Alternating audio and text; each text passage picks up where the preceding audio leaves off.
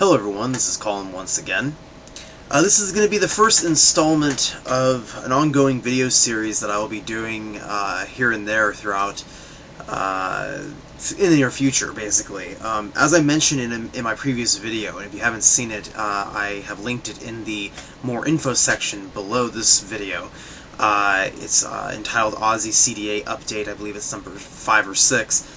And in that video, I discussed how I was going to start doing videos in the realm of psychology. I've done, the majority of my videos are of comparative religion or videos on Islam or defending Islam, but I've, as I mentioned in that previous video, my major in college and, of course, one of my huge passions is psychology.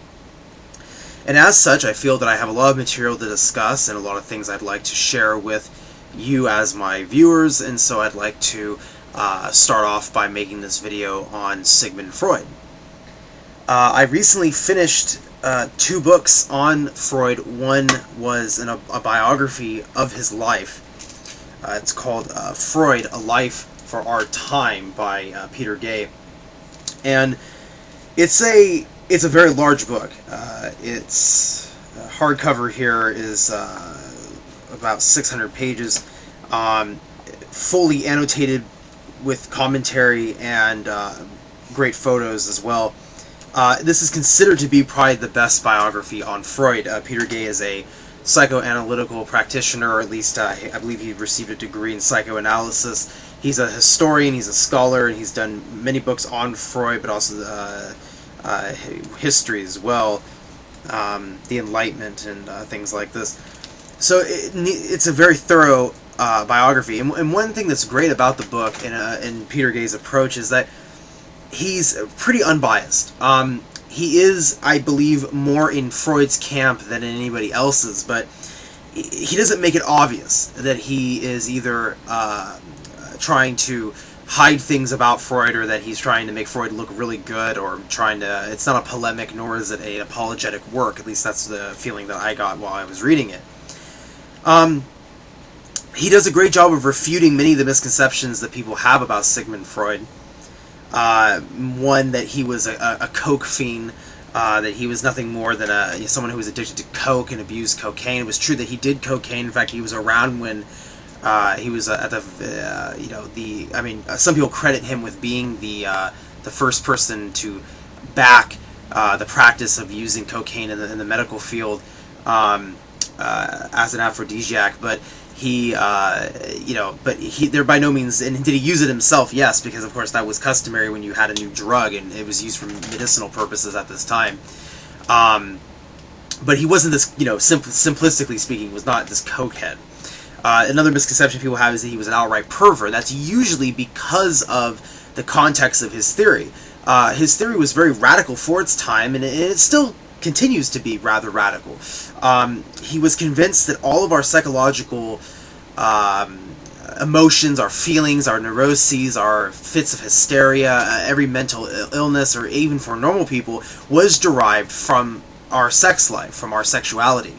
And this was, for his time, and being in his society in Europe, in Vienna, was an amazing statement. One that was not original. There were contemporaries of his that also viewed that sexuality had a huge part of our psyche, but he was the one to bring it to a whole new level, and he received criticism during his time, after his death, and still continues to be. But many people have these outlandish stories that he did these perverse acts, and I've heard many of them just in passing, just by talking to people about him, that he allowed a patient to urinate on him, or something to that effect. Again, none of these things are substantiated by authentic reports on Freud.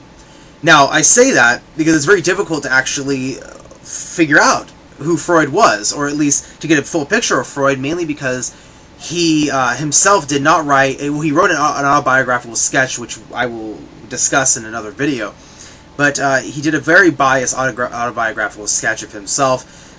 He destroyed many of his correspondence before his death, and the only lasting idea that we have of him is his daughter, Anna Freud, who, of course, spoke of him. His estranged colleague, Carl Gustav Jung, who I will be discussing in much future videos on psychology, and his first biographer, Ernest Jones, who was a disciple and fellow psychoanalyst. And so, very, very striking different pictures of the man Sigmund Freud.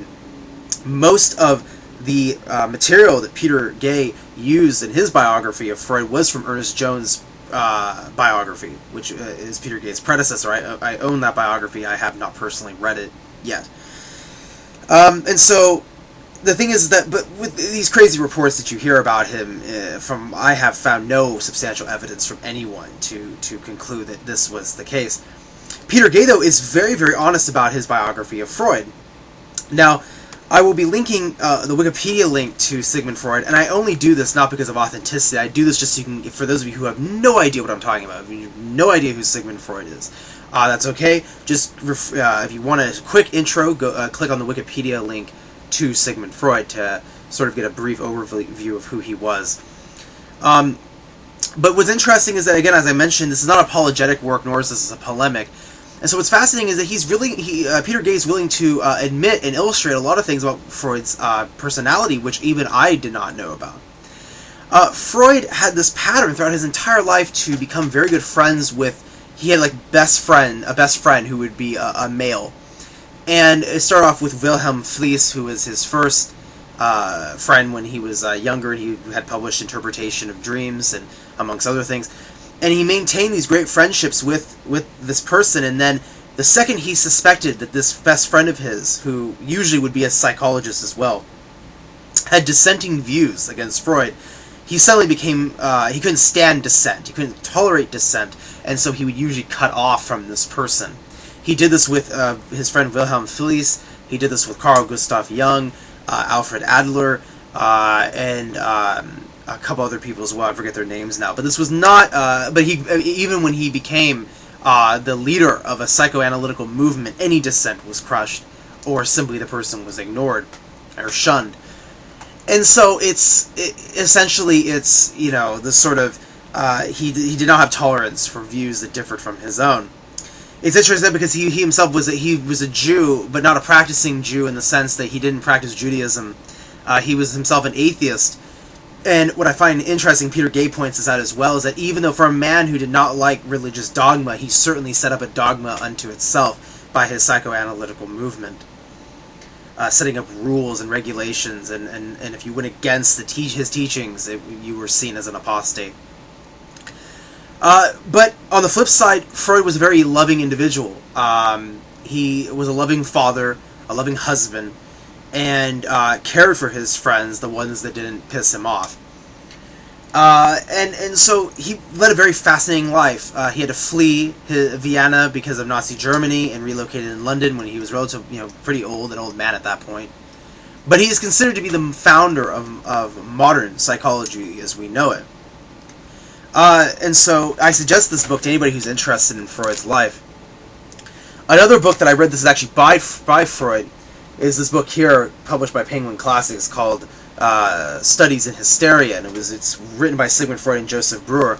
Joseph Breuer was a colleague of Freud's when he was a relatively young, middle-aged, I should say, just beginning to become a psychoanalyst, or what would become known as a profession of being a psychoanalyst.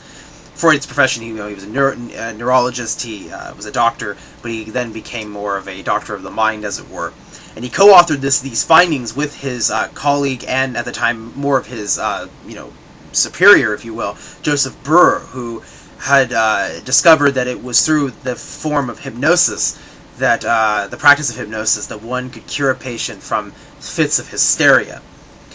And almost the entire book is discussing their findings on the success of using hypnosis on hysteric patients. With success, for the most part. There were some relapses. For example, Freud talks about how he would cure a patient, but then he would learn about 2 months later that the person had relapsed into their fits of hysteria. But what is the groundwork for this book, and for the groundwork of Freud's future projects, is that it proves that many of the things that trouble us consciously stem from our unconscious. And in the second to last document, after the case studies and Breuer's very scientific outline of what hysteria is in the practice of hypnosis, Freud writes a paper, second to last paper, entitled "On the Psychotherapy of Hysteria," where he concludes that while hypnosis seems to be effective, he also realizes that that there is an issue because there are certain patients he discovered that could not be hypnotized, or were so against the idea of hypnotism that they were unwilling to go under a hypnotic trance, and thus rendering therapy basically without out of reach. And so Freud basically drew a conclusion, or a question rather. He said, well, what of these patients who either cannot be hypnotized successfully or refuse to be hypnotized successfully? And he realized that what he would do is he would have them simply lay on the couch and close their eyes and just be calm. And through talking, he was able to also obtain the necessary information from the unconscious, the patient's unconscious, or at least thoughts that were not conscious to them. And that way he was able to help them through their problems. And so this is actually the nucleus. This is the beginning of Freud's own personal views on how to psychoanalyze patients and how to successfully help them. And so yes, so this book being the first major publication on Freud's part with his colleague Joseph Breuer, of course, it is the necessary place for one to start when understanding Freud's theories. In my second video, I will be discussing Freud's monumental work, The Interpretation of Dreams, which was considered by him and by many people to be his masterpiece on psychoanalysis. And so in that book he details his entire theory on dreams, and so I will be doing a video next on The Interpretation of Dreams. Thank you everyone for watching. Again, this is a new topic. Will I be doing a psychological or a video on psychology next, right after this video? I'm not entirely sure, but this would be the first video in the series dedicated to Sigmund Freud. So I appreciate anybody's comments. Any discussions would be great on anybody who wants to discuss their views on Freud. Don't be shy, don't be bashful. Let your comments just go where they will. I look forward to seeing your discussions. Also, please ask me any questions if you are not sure who Freud is, but please read the Wikipedia article on him to get a general introduction to his to who he was. Thank you everyone for watching. Peace be with you all.